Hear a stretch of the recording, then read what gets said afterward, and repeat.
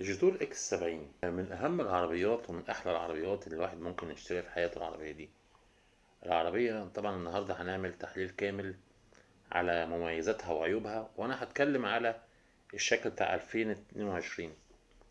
طبعا العربية الدخول ليها ببصمة، يعني دي حاجة كويسة قوي ان البصمة بحط مثلا انا المفتاح في جيبي، مش محتاج خالص ان هي بتدور بصمة داخلية وخارجية. بس انا برضو في عيب صغير ان البصمة من عند السواق بس. يعني انا مثلا لو نسيت حاجة في العربية مثلا وجاي من ناحية اللي جنب السواق، مش هيفتح الباب، لازم اروح اقف قدام باب السواق عشان العربية تفتح كلها. ودي برضو مش ميزة قوي يعني. الكراسي بتاعتها برضو مش كهرباء، يعني انا برضو المفروض ان العربية دي معدية مليون، يعني داخلة في مليون 260 الف جنيه. المفروض كان تبقى كراسي مثلا على الاقل كهرباء، لا ما فيهاش كراسي كهرباء، كراسي عادية. ودي برضو غريبة على العربية بريميوم زي ديت يعني. الكراسي بتاعتها مريحة جدا جدا في الركوب. طبعا هي 7 راكب. اول صف بتاع اللي هو السواق واللي جنبه ممتاز جدا، والصف اللي وراه طبعا تالت صف ده غالبا للاطفال، يعني ما ينفعش يقعد فيه حد حجمه كبير يعني. الكرسي بتاع السواق فيه مشكله طبعا، يعني زي ما احنا شايفين ان هو برضو المرايه برضو التحكم فيها تحت في التابلو. انا كنت افضل ندخل في الباب افضل، يعني دي كده بترى الواحد لازم يمد ايده لقدام وكده. الحته دي بقى فيها مشكله، في الحته اللي في الجنب دي لما الواحد يجي ينزل مع النزول والدخول كتير في العربيه، الحته دي بتنزل تحت جامد جدا وبتبقى شكلها مش حلو. كده كده هتلاقيها نزلت خالص، وطبعا في طريقه انها تتقطع. ولذلك لازم يتحط عليها فرشه او اي حاجه عشان تحمل الكرسي السواق قوي. الحته اللي في الجنب دي على طول بتبوظ، اللي هي الحته اللي في الجنب، اللي هي البارزه اللي عند السواق دي.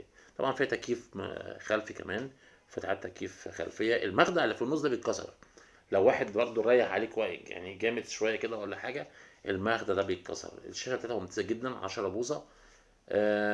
مساحات التخزين فيها ممتازه. الواحد مثلا لو معاك تلفزيون 75 بوصه ونيمت مثلا الكرسيين اللي ورا دول بيناموا، طبعا هتبقى المساحه رهيبه ورا. فحته المساحه بتاعتها ممتازه، والسقف بانوراما برضو ممتاز جدا، مثلا اللي هي في الفئه اللكجري، مش الكامفورت تنزل من غير في سقف بانوراما. اللكجري هي تنزل بانوراما طبعا لحد النص، بيفتح مش لحد الاخر.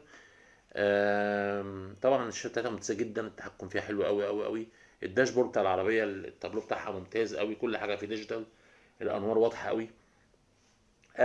بس طبعا احنا برضو بنقلق من حتة الشاشة، مثلا لو حصل فيها حاجة ولا باظ هتكلف كام لو اتصلحت. طبعا الحاجات دي ممكن لازم نعرف أسعارها. بس هو طبعا الحاجات دي على ما أعتقد إن دلوقتي بقت سعرها أرخص من الأول. يعني الفتيس بتاعها ديول كلاتش، بس هو دي ميزة فيه إن هو ويت فستة غيار. بس هو مشكلة برضو ان هو هو ما بيبانش معاك في اي حاجة. العربية في سرعتها ممتازة جدا، سحبها فوق الممتاز. بتجري بسرعة قوي. انا ما اقدرش اقول ان السحب بتاعها مثلا خفيف عشان 6 غيار زي ما في بعض الناس تقول، لا. يعني انا في سواقتها العربية بتسحب حلو قوي في السكة قوي، في مشاوير الطوالي العربية ثابتة قوي في السكة وكويسة. بس هي خفيفة شوية في المطبات، هي بتتهز جامد يعني في المطبات، مش او برضه في السرعه بتحس برضه الى حد ما ان هي مش ثابته يعني هي مثلا قدنا مثلا 80% ثبات، لكن في الملفات العربيه فوق الممتازه في الثبات بالنسبه للعربيه عاليه زي دي. والعلو بتاعها ميزه حلوه قوي. بص انا مثلا في شرخ حصل في التابلو من تحت، انا برضه ما اعرفش برضه، يعني في برضه ضعف شويه في الخامات بتاعه الفينش من جوه في التابلو، اللي هي الحاجات اللي هي من تحت، اللي هي اللي هي القناه اللي في النص بتاعه الفتيس ديت ضعيفه شويه، الحته اللي فيها البيانو بلاك ديت.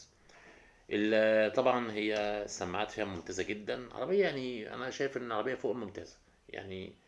يعني مقابل الفلوس بتاعتها ممتازة. وزمان كنا نقعد نقول لا ده الصيني ومش الصيني ومش عارف ايه، والعربية الصيني دي ما بتستحملش. أما ده كله كلام فارغ. النهارده العربيات الصيني بدأت تنافس العربيات الألماني. أنا بقولش مرسيدس طبعا، المرسيدس لا يعلى عليها معروف، يعني مرسيدس ولا بي إم. ولكن هو النظرية في إن العربيات دي يعني في كمان 3 4 سنين هتبقى في حتة تانية خالص، هتبدأ تخلي الشركات اللي بره مش هتستحمل تقف قدام منها. الفرامل اليد بتاعتها كهرباء طبعا، دي حاجه كويسه وخفيفه مقارنه مثلا بالاوبل استرا. الفرامل بتاعتها ناشفه شويه الكهرباء بتاعتها، لكن هنا زرار خفيف خالص. وفيها كمان ده اللي هو الشكل الجديد بتاعها هو 2026. طبعا الشتا مش هينزل مصر دلوقتي اكيد. انا برضو عايز اقول على حاجه، ان الكاميرات بتاعتها 360 درجه، دي حاجه ممتازه جدا. الواحد مثلا بيحود يمين وشمال ولا قدام ولا ورا، العربيه بتنور في الشاشه الواضحه قوي اللي قدامك ال 10 بوصه. العربيه استجابتها حلوه جدا في كل حاجه الصراحه. التكييف بتاعها مش قوي، يعني التكييف بتاعها برضو قوته مش قوي قوي بالنسبه لعربيه كبيره زي ديت. هقول برضو على حاجه تانية برضو فيها، ان المرايات طبعا فيها نقط عاميه، ودي برضو حاجه كويسه. فيها سنسور مراقبه كده من فوق كده، تحس وانت سايق العربيه ان الكاميرات جايبه لك يمين وشمال وقدام وورا وفوق كمان، ودي تبقى حاجه برضو ايه، حاجه كويسه فيها. العربيه وانت بتدورها الصبح، لو مثلا وانت بتدورها الصبح بدري مثلا كده وحاولت تدوس وهي واقفه في مكانها، تدوس بنزين ما بتدوس، ودي برضو حاجه كويسه عشان تحافظ على الموتور. مهما دوست بنزين مفيش خالص لحد ما تديها دي تتحرك معاك، ده بيحافظ على الموتور عشان لسه الموتور في الدواره، ما يجيش مثلا حد مستعجل فيدوس ايه، يسخن بالاكسلاتور بتاع العربيه. طبعا فيها 2 ايرباك بس امامي، انا مش، في ناس كتير قالت ان هي عيوب مش موجوده في البيبان، مفيش في الابواب دي، كان المفروض يبقى فيه طبعا، بس كانت العربيه كان السعر هيغلى طبعا، فهو عشان يقلل سعرها فعمل كده. التربو بتاعها، هي طبعا المكنه 1500 تربو، استهلاك البنزين في وسط البلد صعب، يعني يبقى بتسحب بنزين كتير قوي. لكن لو على الطوالي هو يعني هو المفروض ان هي 8.2 لتر كل 100 كيلو، ولو في طريق سريع، وبتسحب 10 لتر لكل 100 كيلو لو في الزحمه، بس انا بقول في الزحمه ممكن تسحب اكتر من كده، لان احنا الزحمه عندنا غير الزحمه بره. التربو بتاعها طبعا حلو في استجابته، لو قارنها مثلا بالعربيه انا هقارنها بالفئه السعريه اللي زيها مثلا، اللي هي الزد اس الام جي. وطبعا على فكره انا عايز اقول ان الشيري اللي بتعمل التيجو هي الشيري فرع منها بيعمل جيتور، يعني جيتور اصلا شيري. بس طبعا هنا احنا طبعا جالت العاده، المفروض مش طب وليه مش نفس الوكيل واحد؟ لا عادي، الصين ممكن تطلع عربيتين مختلفتين من نفس الشركه، بقى وكيل ليها هنا وهنا وكيل تاني خالص. فزي ما بقول التربو بتاعها بيسحب بنزين زي اي عربيه تربو، دي حاجه مش جديده، لكن في الطوالي ما بتسحبش كتير قوي، كويسه يعني. بس طبعا انا واخد عربيه فوق المليون جنيه، مش هبص البنزين وسحب بنزين يعني. حاجه تانية برضه عايز اقول عليها، اعاده البيع بتاعت العربيه مش حلوه قوي، يعني انت هتشتري العربيه دي لازم تعمل حسابك، انت لما هتبيع مش هتحطها النهارده تبيعها بكره، انت مش بتبيع فيرنا. آم، البيع عامل ازاي بتاعها، يعني هي النهارده مثلا انا هتكلم على 2022، رينجها مثلا من 700 وعلى حسب حالتها من 750 لحد 850 مثلا. في ناس بتحط بمليون وحاجات زي كده، طبعا الاسعار دي كلها وهميه، فمش هيبيع اللي بيحط مليون ولا بيحط 750، مش هيبيع، هيفضل قاعد جنبها لحد ما يجي له زبون، وحليل على ما يجي الزبون دوت. على فكره العربيه اللي احلى منها كمان الاكس 90، العربيه ضخمه جدا من جوه، جميله وفيها امبيانت لايت. طب انا عايز اشتري عربيه النهارده مستعمله منها، انا افضل ان انا عامه الصيني اجيبه من كاسر زيرو احسن ما اجيبه زيرو. انا عايز اجيب عربيه استعمال، هعمل ايه؟ لازم اهم حاجه ابص على دفاتر الصيانه بتاعتها، ويفضل انها العربيه ما تكونش رشه خالص. اهم حاجه لازم تتاكد منها غيار الفتيس، يعني شوف مثلا تاريخ اخر مره غير فيه زيت الفتيس امتى، لان الزيت بتاع الجير بوكس لو ما اتغيرش طبعا ده مشكله، خصوصا مع الفتاس اللي هي الدي سي تي. برضو يعني انا عندي مشكله في الشنطه من ورا، الشنطه من ورا تمالي بتتخبط، لان طبعا الشنطه طويله قوي لتحت، كان المفروض يقصروها شويه، فتمالي تلاقي الجيتور يا رشه شنطه يا واخده خبطه من ورا في الشنطه، فده العادي بتاعها على فكره.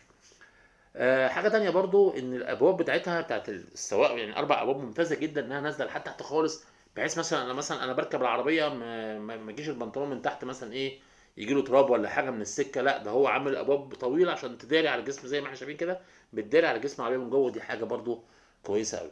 طيب مقارنه بالام جي زد اس، لا دي احسن. الام جي زد اس بطيئه شويه في تجميعها، وفيها مشكله شويه في السحب بتاعها. عايز اقول على حاجه، العربيه دي لو انت ماشي بيها على الصنصيه كده واحده واحده كده، ساعات بتسمع نتشه في الجير بوكس بتاعها، ده العادي كلهم كده، دي مش مشكله عندك، او هبده كده في الجير، هو الدي سي تي عامه كده يعني. لو انت دايس بنزين، تيجي مثلا وانت ماشي بالعربيه، فتيجي مثلا تدوس ماشي واحده واحده خالص مثلا كده سرحان مثلا، او ماشي بالراحه قوي، هتلاقي العربيه جايه بتنقل مع النقله تيجي عامله هبده كده، او عامله صوت نتشه جامده كده، ده عادي، هو العادي بتاعها كده. القطع الغيار بتاعتها مثلا العلامات دي، العلامات الاكس 70 والحاجات دي، الحاجات دي مش رخيصه على فكره، يعني مثلا ممكن تجيب علامات ب 1000 جنيه. في 2 من تحت بتوعتين شكمان، هو واحد منهم التاني حليه، واحد بس هو اللي شغال فيهم، التاني كده منظر وخلاص. فطبعا الحاجات دي كلها برضو القطع الغيار دي يعني مش متوفره في كل المحافظات قوي بره التوكيل، فهتضطر تجيبها من جوه التوكيل او هتجيبها من القاهره. قطع غيارها في القاهره متوفره جدا على فكره، واسعارها دلوقتي اصبحت تبقى اسعار كويسه بالنسبه للفئه السعريه بتاعتها، ان انت لو انت معاك العربيه دي لازم يكون معاك عربيه تانية، عامه مش دي بس، اي عربيه كبيره هتخنقك جدا لو انت ماشي في وسط الزحمه، بتخنق لان العربيه حجمها كبير ولمها كبير، وتلاقي الناس بتجمع عليك يمين وشمال وانت مش عارف تتحكم انت سايق كانك سايق اتوبيس مش عربيه. فيفضل يكون معاه واحده تانية مثلا صغيره كده للتحركات، وتخلي دي مثلا ايه للمشاوير الطويله، الخروج بيها، يعني ما تفرهدهاش في وسط البلد كل شويه رايح جاي بيها من الشغل وكده، لا يفضل يكون في واحده تانية معاها. طيب اخد دي ولا اجيب الاكس 90؟ انا افضل، انا بحب العربيات الاكبر، يعني انا بحب العربيات الكبيره، يبقى اروح اجيب الاكس 90. عايز عربيه اصغر شويه يبقى هجيب دي الاكس 90 افخم يعني. العربيه الاكس 70 بتبقى طبعا تقفيل صيني. الاكس 70 بلس دي بتصنع في مصر هنا. التابلو بتاع الاكس 70 بلس شكله اشيك من دوت، والوش بتاع الاكس 70 بلس كمان ممكن يبقى شكله احلى من ده من قدام، لان هو شكله كده هجومي شويه كده، في النص يعني ما بين الفوانيسير في النص كده تحس ان هو ضخم قوي، فشايفها بقى احسن. برضو حاجه غريبه قوي فيها مثلا علامه الجيتور اللي ورا بتقع، يعني انا مش عارف برضو انتوا ليه مش يعني تقلوها مثلا، تحط لها صبغه ولا حاجه تمسكوها جامد شويه، يا اما كنتوا خلطوها محفوره جوه العربيه وخلاص يعني. ليه عاملها بارزه لورا كده وعامل لي جيتور كبيره قوي وبارزه؟ ويعني انا شايف ان شكلها مش ظريف يعني، كان يعملها مثلا صغيره ولا يعمل كده حاجه، مش لازم يخليها كبيره كده اهوت وتقع. انا ماشي مثلا يقع مني حرف، اجي ادور على الحرف ده ليه بفلوس، مش رخيص يعني، لان انا عشان اجيب حرف لازم يكون الطقم كله على بعضيه، مش هديك الحرف لوحدي. دي كانت تقييم للعربيه بشكل عام، يعني اتمنى ان الشكل ده ينزل في مصر هنا، ان الشكل يعني الشكل بتاعها 26 جميل قوي شكلها، اتمنى ان هو ينزل ويعني يحصل تعديلات شويه في، وطبعا العربيات الصيني في تحسن دائم يعني. وده كان تقييمنا للعربيه الجيتور الاكس 70.